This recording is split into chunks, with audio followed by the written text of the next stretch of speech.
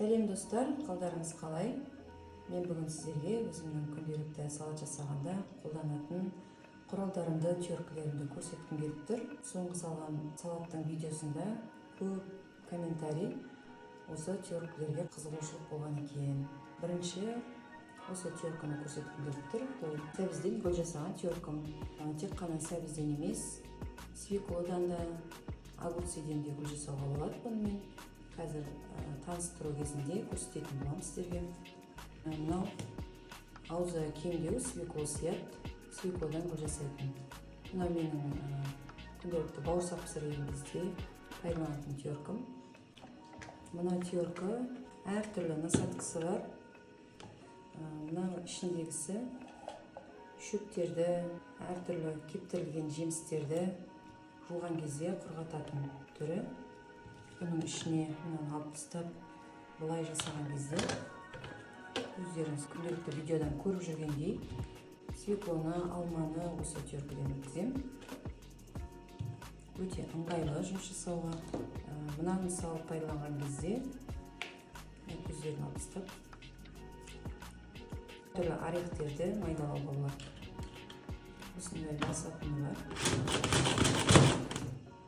Қолдануға өте ыңғайлы. Өзіме ұнайды.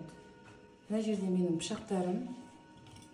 Мынау термомикстен подаркаға келген пышақ. Бұл мен тек қана мен үйден нан кесем. Өте өткір. Бұл екінші пышағы термомикстің. Бұның да жұмыс барысында көрсететін болам. Огурциден гүл жасаймын. Мынау менің күнделікті пайдаланатын пышақтарым. Тапердің пышақтары. Өте ыңғайлы, өте өткір. Ал мына жерде түйіркілер.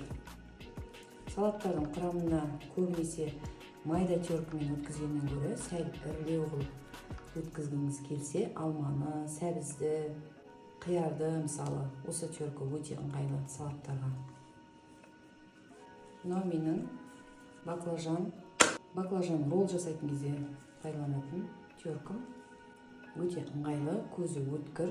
Бұл да таперден алынған. Бұл түйіркі менде 2-3 бар. Үйде картофельне пай жасайтын кезде пайдаланам.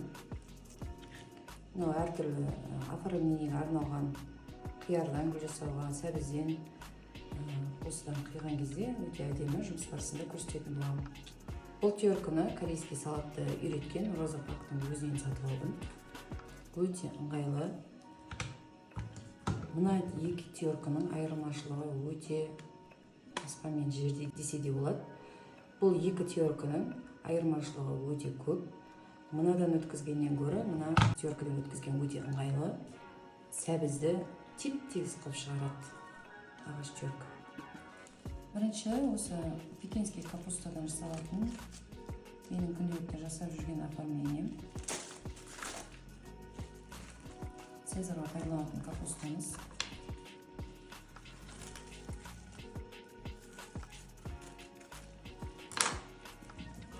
Мына жағын. Мына капустаны цезарға пайдаланамыз. Мына керек емес жағын көбінесе лақтырып тастап жатамыз ғой. Осыны оформлениеге пайдалануға болады. Қазір қалай жасайтынын көрсететін боламын.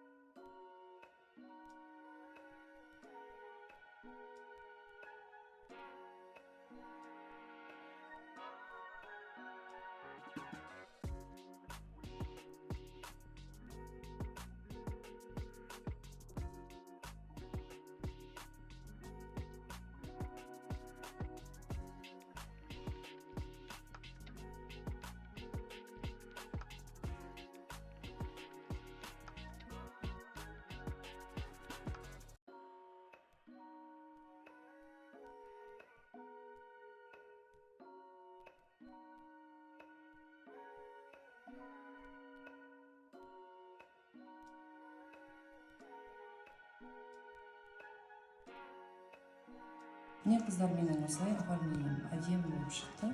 Кез келген холодныйға осылай тұрғызып, шетін бояп жіберсеңіздер де болады. Әртүрлі тортқа арналған краскілермен осылай тұрғызып қойып, қасына шөптермен оформление жасасаңыздар болады.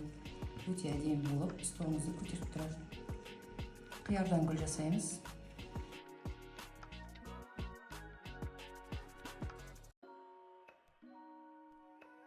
Осыны суға салып қойсаңыз, өте әдемі болып ашылып тұрады.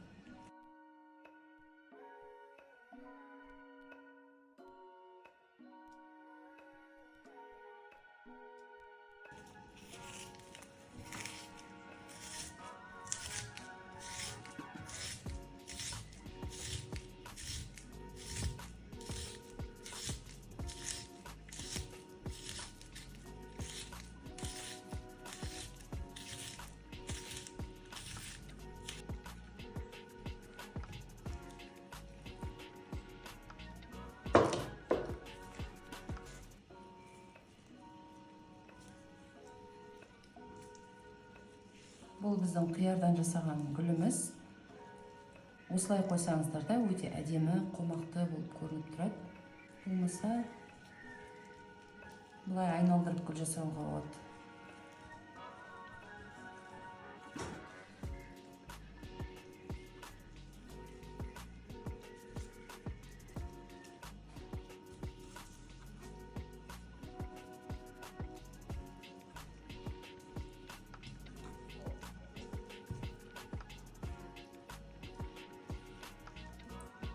Міне біздің қиярдан жасаған гүліміз осылай шықты.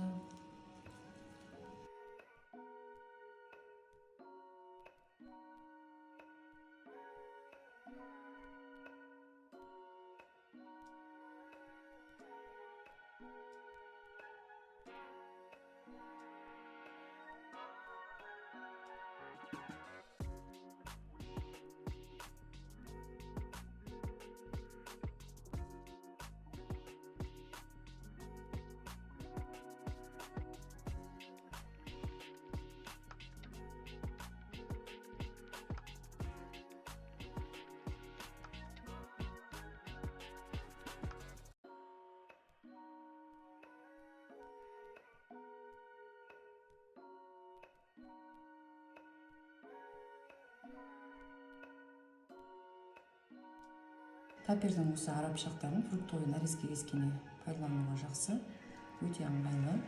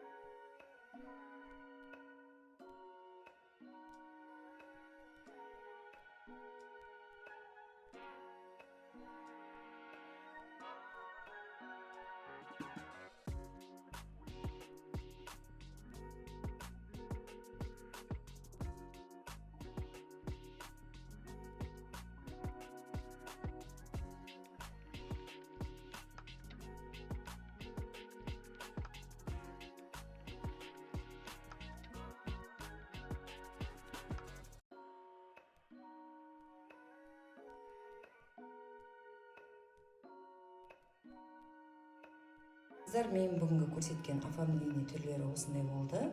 Сіздер де салат жасағанда, холодныйларды тарелкеге қойған кезде осылай әдемілеп әртүрлі вариантпен жасап қойсаңыздар болады. Сіздерге менің бүгінгі түсірген видеом пайдалы болды деп ойлаймын. Каналға тіркеліп, лайк басып кетіңіздер.